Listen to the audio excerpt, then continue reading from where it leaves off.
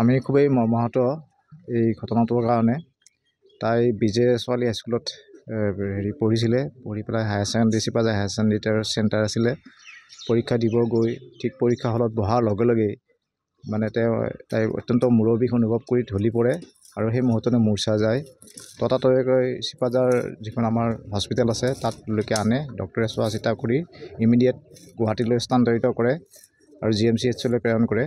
কিন্তু বায়'ডাটা চালি পোৱাৰ পিছতেই মানে অৱস্থাটো অলপ শোচনীয় হোৱাৰ কাৰণে লগে লগে আমাৰ নাৰায়ণ হৃদয়ালয়ত তেখেতক লৈ যায়।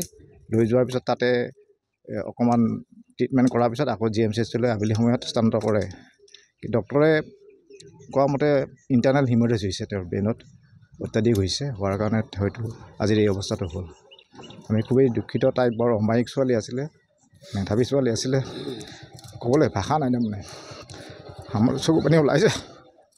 আমাৰ আজি ইয়াত বহুত এটা দুখৰ বিষয়।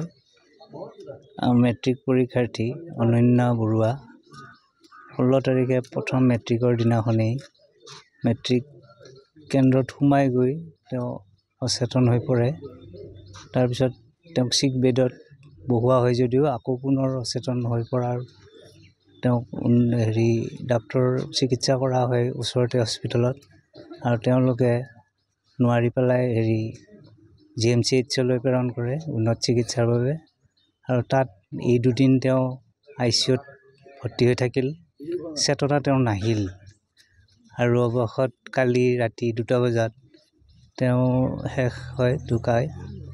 আৰু এতিয়া আমাৰ ইয়াত এটা মৰ্মান্তিক দুখৰ পৰিৱেশৰ সৃষ্টি হৈছে।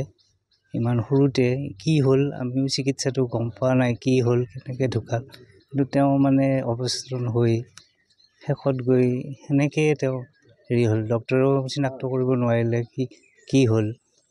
ইমান সৰুতে ঢুকোৱাৰ কাৰণে আমাৰ দুখৰ এটা পৰিৱেশৰ সৃষ্টি হৈছে।